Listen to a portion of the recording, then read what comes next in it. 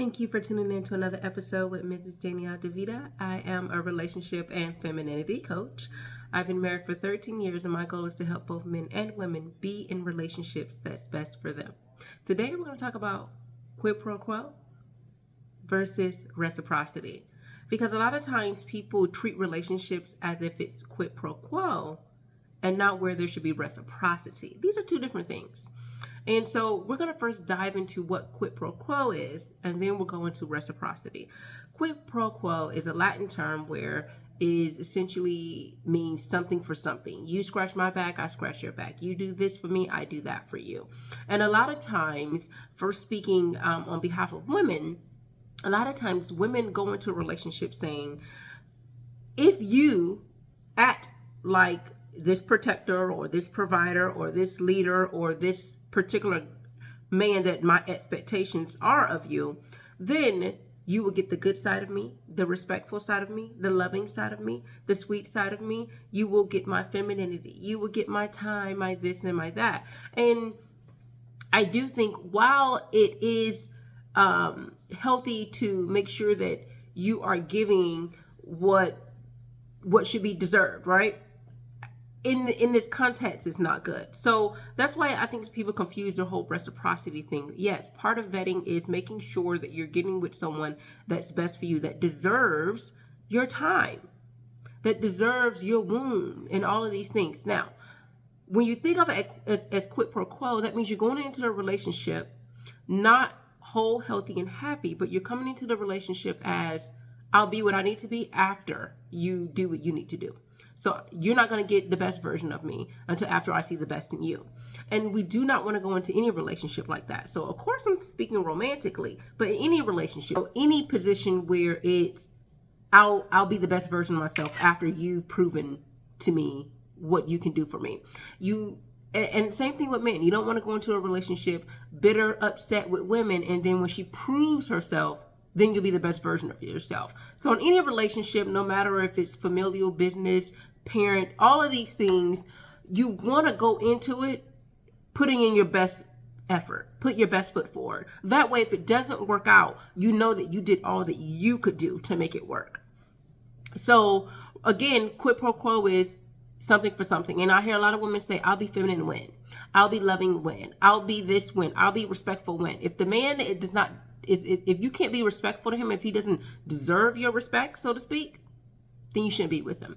If he doesn't deserve your time, your love, then why are you entertaining someone who doesn't deserve any of these things? So part of vetting is you want to be in a relationship where a person is deserving of these things, which means they're proving themselves just as much as you're proving yourself. Because if you go in with that mindset as a woman, then you can't be upset if the man is saying, well, the only reason why I didn't go into it is because I never saw you put your best foot forward, so I never put mine, right? So both men and women, you want to go into the relationship putting your best foot forward. That way, if it doesn't work out, you can say, I did all that I could do to be loving, to be kind, to be generous, to be thoughtful, to be selfless, to give, to serve, right? And again, everything has to be in context and boundaries. So when I speak of serving, I don't mean doing things all willy-nilly, right? There's a level of service that you need to do on different levels. Friendship has a different level of service that you provide, and romantic has a different level of service that you provide. And then boyfriend and girlfriend versus, husband and wife. So you have to understand that there are going to be different levels to all of these things. You don't provide the benefits of what you don't have for the other, right? So if you're a wife, then you act like it. If you are a girlfriend, then you stay in those contexts of that. So understanding that quid pro quo is not a healthy way of going into a relationship. You always want to be your best. You want to put your best foot forward, and that person has proven that despite you showing your femininity, despite the fact that you are in your leadership qualities and you're in your masculine as a man, and she's still not respecting you, she's still not showing you trust, and you showing that you can be trustworthy, and she's still not showing you these things, why stay with her? Although quid pro quo has this idea of you do something for me, I do something for you, something for something. You scratch my back, I scratch your back. You be this, then I'll be that. You be this, then I'll be feminine. You do this, then I do that, right? And we don't want, again, to go in that relationship. So reciprocity is I put my all. I first make sure I ask the questions of what what is it that you're looking for in a relationship and in a partner. I try to make sure I do those things. So again, this is both people are listening and trying to do that. Now, if this doesn't fall in line with your standards, then you don't try to form yourself to be something that you're not, right? But hopefully the goal for both parties is to be in a relationship where both people are respected, loved, and have healthy forms of communication. And so a lot of times people go into a relationship saying, well, I matched your energy. If the energy that they're providing at that moment in time, because we're not perfect, we're all flawed. If the energy that we're providing is toxic and unhealthy, we don't match that energy. We don't mirror that energy. What we do is we do the opposite. We do what's ideal for the relationship. So if someone is getting upset and getting angry and it's showing in an unhealthy way, because again, there's nothing wrong with being upset or angry. You can do those things. You can be upset and angry. How? The posture in which you carry yourself, the attitude behind it, the behaviors that stems from this anger is what the problem is. If it, regurgitates itself in an unhealthy way, then that emotion needs to be put in check. So you want to be in a position where if someone is coming to you in an unhealthy way, you turn on the healthy forms of communication. Hey, we can talk about this. Sit down. Let's talk about it. We don't have to argue. I like to have a discussion, a mature discussion. Here we are, just me and you.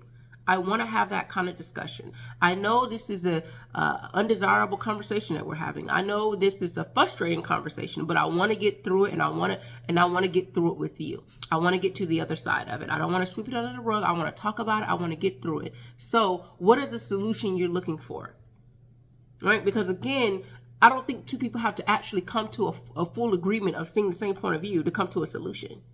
Most people have the same solutions with different ways of getting there, right? So the solution is the same. So if the solution is the same, you can find ways to get to it. And there's healthy modes of doing these things in all forms of conflict and situation. So I think that a lot of times people forget that reciprocity is not just I'm pouring out, I'm serving, and I'm giving into you, but we're both doing that. We're both putting in all that same energy so it doesn't feel like we're pouring out and we're coming back empty. Because when I pour out all of my vulnerability, my time, my attention, my respect, my love to you, I'm going to get that in return from you. So there's a reciprocity. It's not that I'm waiting for you and then I'm hoping I get something back. We're both putting in, so it's a moving flow. It's a flow.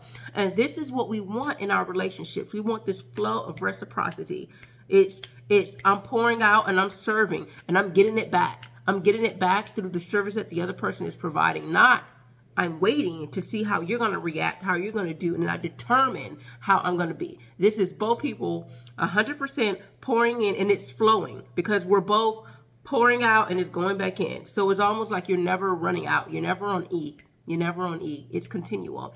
And I hope that this helps you all, because a lot of times people go into all these forms of relationship thinking I will be my best version, right? The best version of myself when this person shows up for me.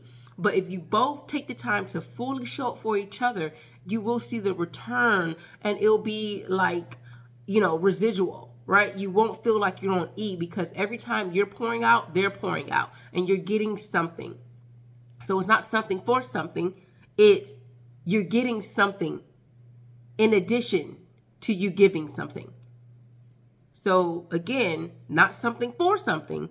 It's I'm getting something in addition to giving something. It's an even flow. And this is what you want in relationships. You don't want one person holding all the burden, and then after they see it, then they can determine how they're going to behave. Because if that's the case, then both parties can feel the same way. You didn't give your all, so I'm not giving my all. And then you would say, well, I didn't give my all because I didn't first see you give your all. Again, let's give each other the best versions of ourselves. Put it all out there on the table. And then we'll see the gratification of receiving, right? We're both receiving because at the same time, we're both giving. So it's almost like instead of me eating all my food and then whatever I have left over, I give you some, we're just sharing. We're sharing food. So think of reciprocity as more like sharing. We're both sharing off of each other's plate. As I give, we're bartering. After I give some and I'm taking and giving and taking. We're doing it is simultaneously. So think of that more simultaneously. Reciprocity happens is all at the same time instead of after, if, and then, and when. And if you realize that you're the one doing a lot of giving and you're being drained, that's when you need to think about the relationship and say, hey, what's happening here? I don't think that it's best to just get up and leave, but it's one of those conversations and you don't want it to go too long. You need it to go enough where you notice it. And again, one time is not a barometer of a person's behavior, right? That they're not interested or into you or want what you want. But when you see a consistency of them being inconsistent in those foundational standards, then you can say, hey, there's something going on here. And then maybe when it's addressed, they can be more mindful of it to do and be better. But sometimes we don't give people enough grace because, as I said in the beginning, we're flawed. If we're flawed and we know that we're flawed, then we're liable to give more people grace so we can do and be better for the other person. But we have to be able to hear it and acknowledge it. Someone at least has to tell us it sometimes. So I hope that this helped you. I pray that you learn and grow from this in your relationships. So go ahead and like, subscribe, hit the share button, and share my content with others. Thank you so much for getting me to over 1,000 subscribers. Thank you. Take care.